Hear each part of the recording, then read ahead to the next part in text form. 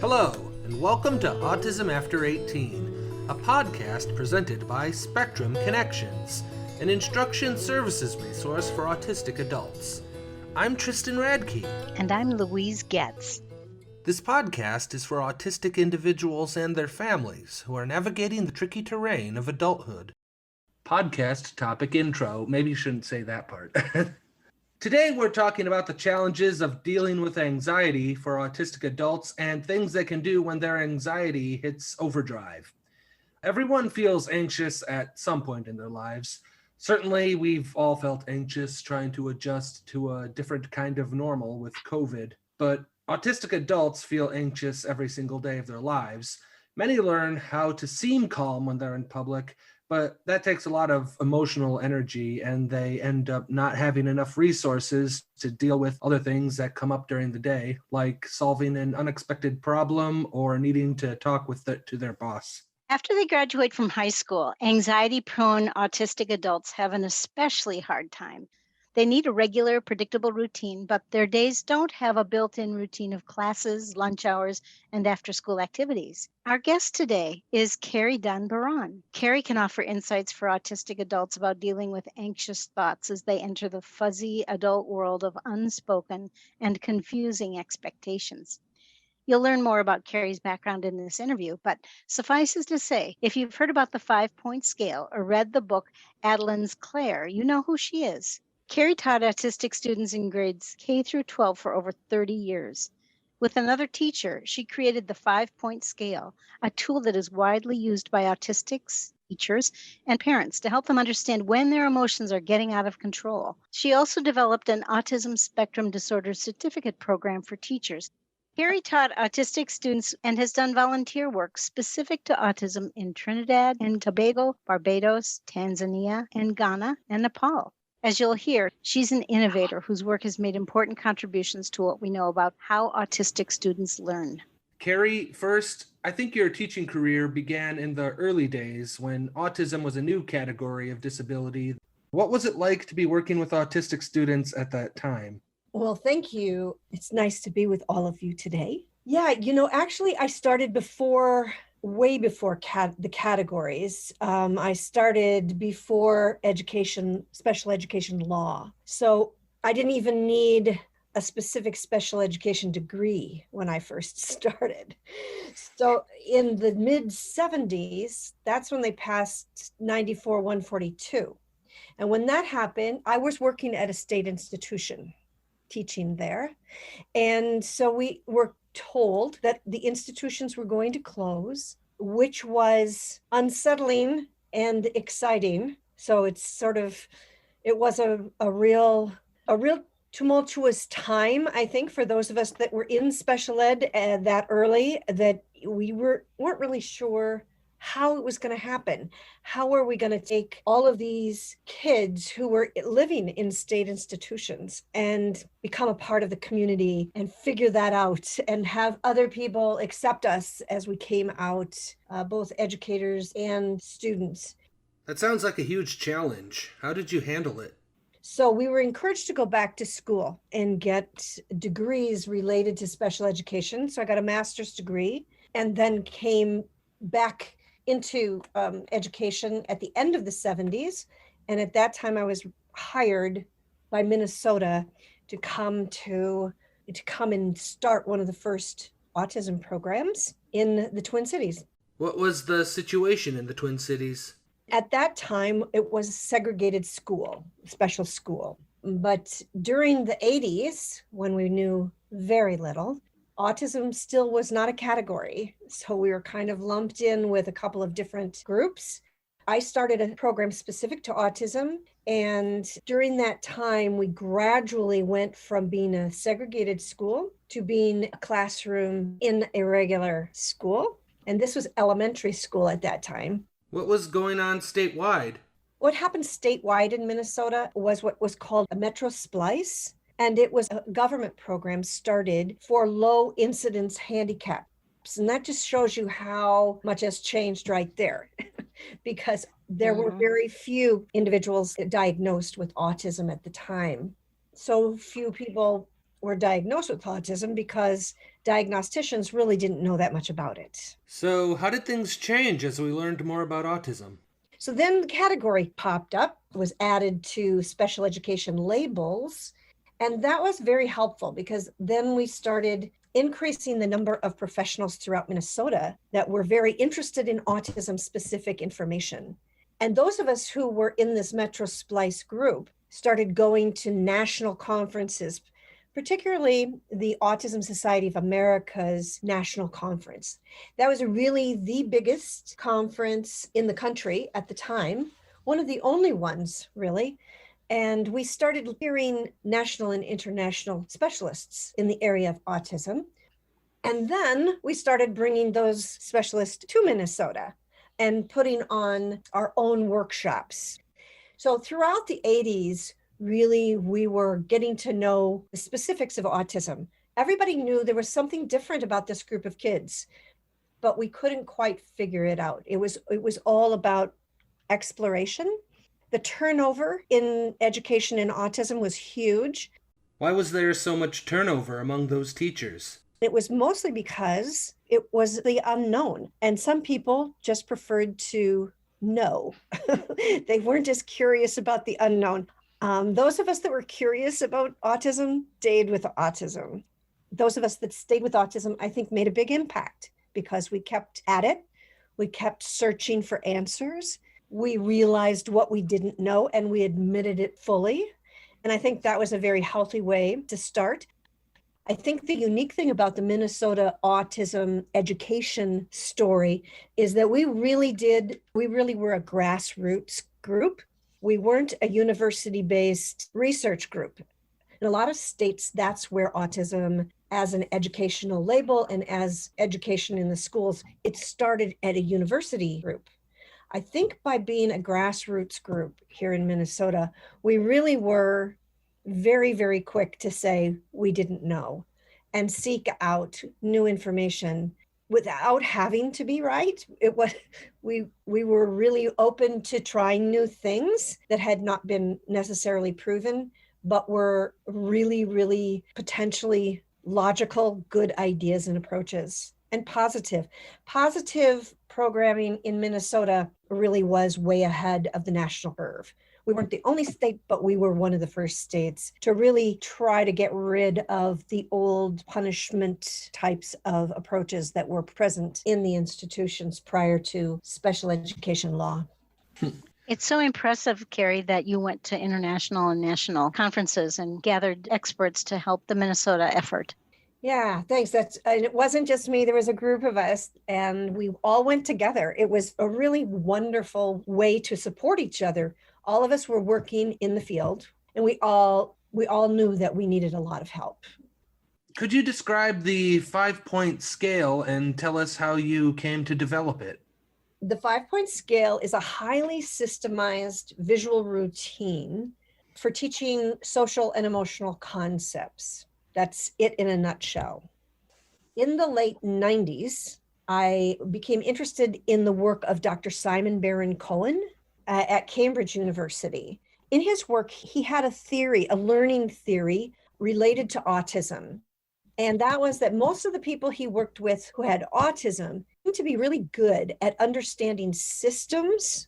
They had highly systemized thinking styles, learning styles, as opposed to understanding social and emotional language and concepts. For example, when we traditionally start teaching young children, social rules, we tend to use language and assume understanding of social concepts.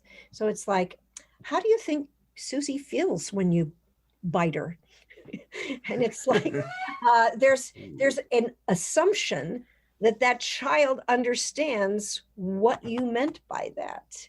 But what seems to have happened, or what we've realized was happening, was that the kids were just realizing that you were supposed to say sorry, or you were supposed to say, I don't know, but there was no assurance of actual understanding of how Susie felt. It was like, okay, I guess I'm not supposed to do that, but not an understanding of the emotion that Susie was feeling, or the emotion I was feeling, or the action that I did.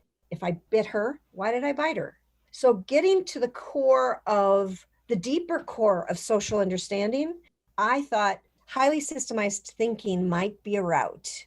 And so what the scale is about is it's taking those concepts like your behavior towards Susie, your reactions to Susie, and breaking it into 5 parts.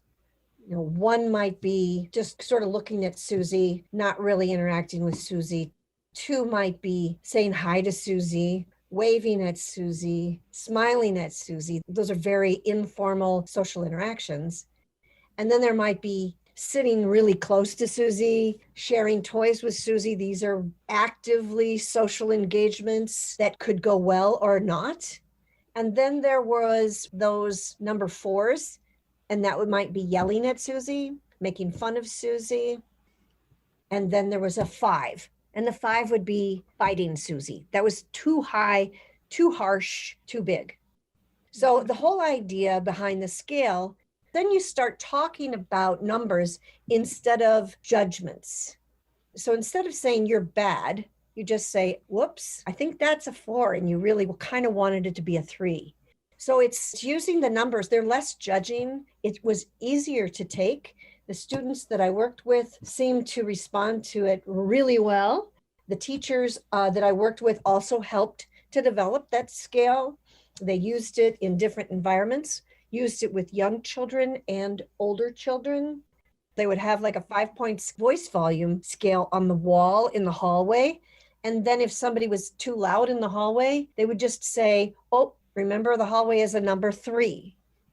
So then you can look on the voice scale and see a number 3 is talking at a moderate, normal talking level. Recess is a number 4. The hallway would be a number 3. The library would be a number 1. A lot of the elementary schools that I worked in started using it as a whole school system. Very cool. How did you and other teachers use the 5-point scale in the schools where you worked? The voice volume scale was a big one. We started there in using it across populations. The worries scale became one of my favorite scales because we had a lot of anxiety and nervous energy in the younger students. One student I worked with had full-blown school phobia. He was so nervous about coming to school because people would say the wrong things, people would act the wrong way, he didn't know how to understand them.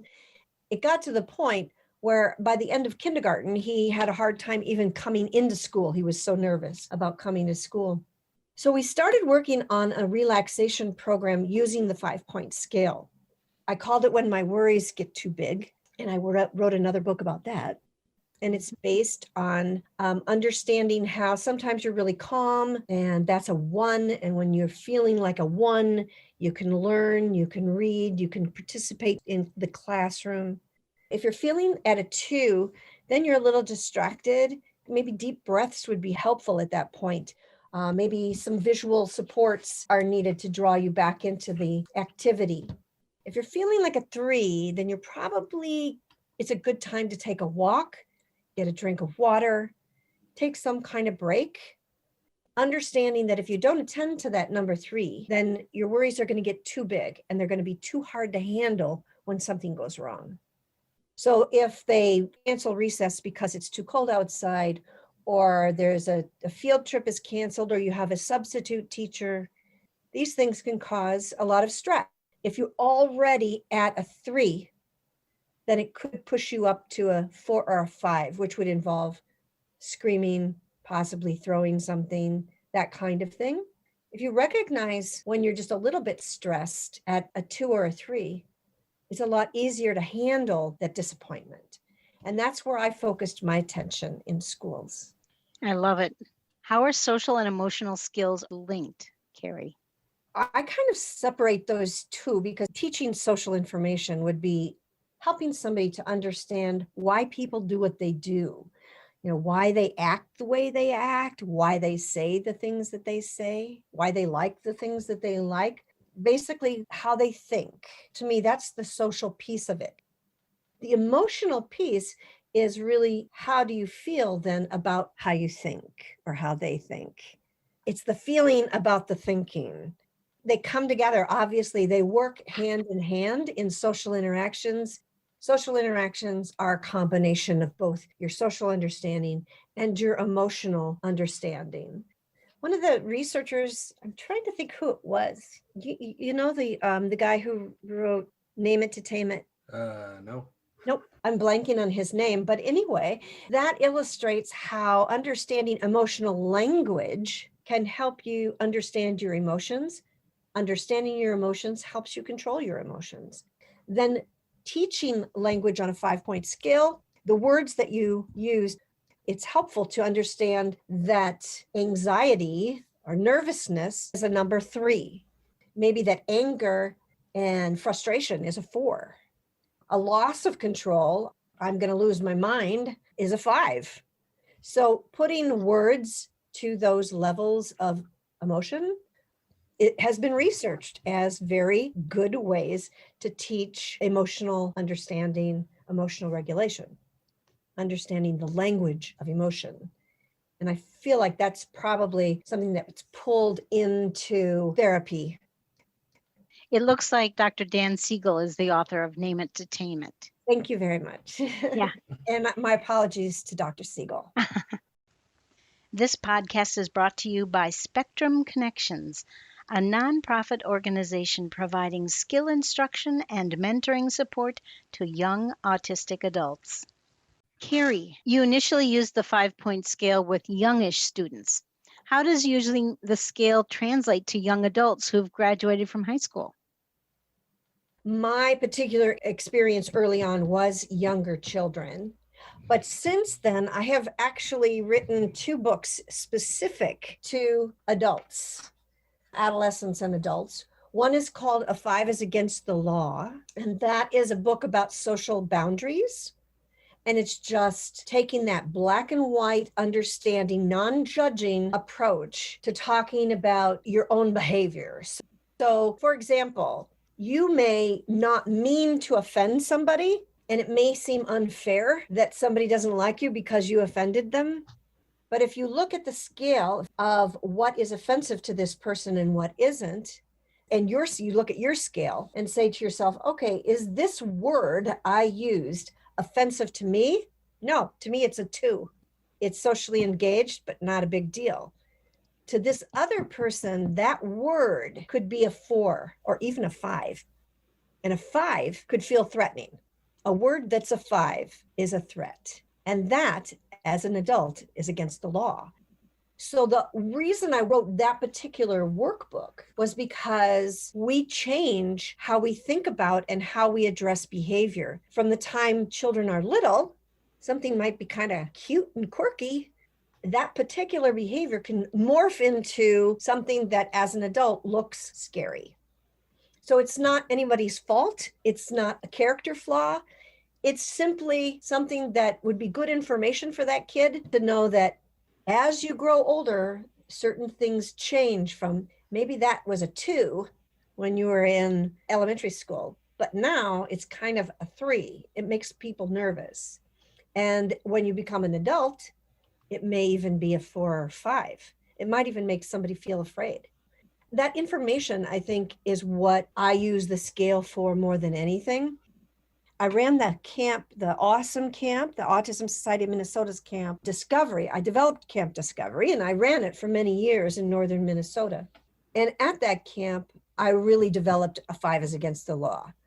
And mostly for the adolescent boys I was working with at that time. Didn't feel it was fair that they didn't have a girlfriend. And they were angry about it. So using a scale to understand how to go about meeting a girl so that maybe she will want to go out with you. And these 1s and 2s, that's all you want to do for a while there, right? You don't get to 3 for a while so that you understand how to go about establishing relationships. This is so wonderful. And it's so interesting to hear the development and all the parts that went into it and learning about Camp Discovery. That's so cool. Let me just introduce the second book, and that's called Social Behavior and Self-Management. And I actually wrote that with my co-author, Mitzi Curtis, the teacher that I worked with when we developed the 5-point scale. And I also worked with two women who were working with college students at the time. All topics are very adult related. There's relaxation addressed with how to do that with a scale. There's emotional regulation, but there's also stalking behavior. How do you recognize it? And how can something that you thought was an innocent behavior be interpreted as stalking by somebody else? So that is addressed in the book using the 5-point scale. Again, not in a judging way, in a very black and white informational way, so that you can study it just like you can study math or reading or any other topic. You'd be studying human behavior, but using a 5-point scale to categorize levels of human behavior for your own understanding. If you don't want any friends, so be it. But if you do, maybe that 5-point scale can help. So friendship is something we talk about. Dating is something that's talked about in that book. Also, roommates. How do you get along with roommates? And what does it mean? What kinds of things do roommates bring to the mix of life? And we even have some charts to interview your roommates so that everybody knows how everybody else is feeling about certain things, keeping things above board so nobody stews over small things, which can happen when you have a roommate. That sounds like it would be very helpful. I always say that in a black and white world, all social interaction is gray. It's not black and white, and that's what makes it so hard. So putting it on a scale actually helps to make it more black and white, make it a little more concrete and systematic instead of just something that appears very frustrating and impossible to understand. Mm-hmm. Can you give an example of how an autistic adult might use the 5-point scale to help them get through a stressful situation? And can they use it without a teacher or a coach being present? Yes, you can do this in a therapeutic setting, and that is using the relaxation program. And then that would lead to using the relaxation program independently. So let me give you an example. Perhaps you have a 5-point scale where 1 is I'm feeling okay. A 2 is there is some frustration. I'm a little bit uncomfortable. A 3 is I'm feeling angry. I'm intensely irritated at the moment. A 4 is possibly silent. I'm shutting down. I can't handle incoming stimuli. So if I just stop talking, if I put on headphones, if I get out of the way, then I can calm myself down at a 4. And a 5 would be too late.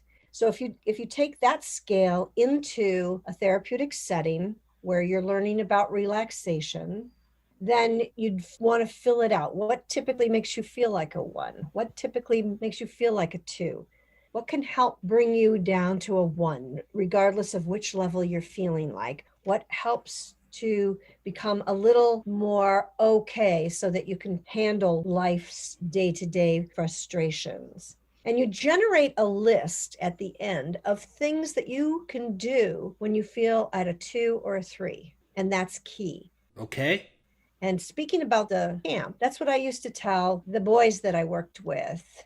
They were going on to college or some other postgraduate school. I would say, you know what, if you want your own apartment, if you want your driver's license, if you want a girlfriend, you have to define and understand your 2s and 3s. That makes a lot of sense. So it's a highly systematic way of really getting at those things that cause you stress and things you can do to make it feel better. And for some people, it was putting on headsets and listening to heavy metal. And for other people, it was definitely classical music that was helpful. For others, it was noise screening completely. Just total silence was helpful. Everybody has kind of a different plan. Once you get the plan in place, then you have what I call an over-practiced, over-rehearsed routine. What do you mean by over-practiced? The science of anxiety used first responders, particularly firefighters, as their subjects. And firefighters, when an alarm goes off, face an anxiety-provoking, stress-induced situation every time. They wore these bands that would have their heart rate And what the research shows was that when they faced that anxiety and their heart rate went up a little bit, it increased their ability to perform, that surge of adrenaline. But if that got higher, if something causes that anxiety to go above 150 beats a minute, all thinking breaks down. Good decision-making breaks down. So what they did after that research is they started training firefighters using highly systemized, repetitive routines to the point where it becomes automatic. It's called habit memory. And let me just give you an example of the kinds of things that have worked really well. One is just this visual in your brain to stop. Once you start feeling that little bit of nervousness in your stomach, just stop. Stop what you're doing. Close your eyes, just momentarily. Obviously not if you're driving, right? But close your eyes. Take a deep breath. Every person I've worked with picks their own 4 actions, but stopping, closing your eyes automatically shuts out one sensory mode, right? So you've stopped 2. You've stopped your action. You've stopped your sight. You take a deep breath. That in itself usually works to at least lower some level of stress, but you have to practice it over and over and over again until it becomes habit memory, until it's associated with that gut feeling. At that time, you're more able to then go to the second part of your plan, which is what do you do? You can go for a walk, listen to music, go to the bathroom. Oftentimes, if it's possible to go outside, that's a huge release, just being outside instead of an enclosed space. So that is how I would recommend you learn to de-stress yourself. And it's going to take some assistance and coaching to get to that point. Once it becomes habit memory, you can do that without anybody else's help. I've seen children 2 years old do it. And I have seen adults 55 years old who are highly stressed do it. It's really just based on repetitive practice. Kari, thank you so much for sharing your time and your insights. This has been really helpful. Learning to deal with anxiety is an important skill for autistic individuals as they try to figure out what's next in their lives as adults. Your ideas are giving us a handle on the problem of working through anxious thoughts. Lots of wisdom, Kari. That was awesome. Thank you for inviting me. It was great seeing all of you. It was a pleasure. Take care. Have a wonderful summer. This podcast is brought to you by Spectrum Connections, providing skill instruction and mentoring services to autistic adults. You can learn about our services by checking our website at spectrum-connections.org.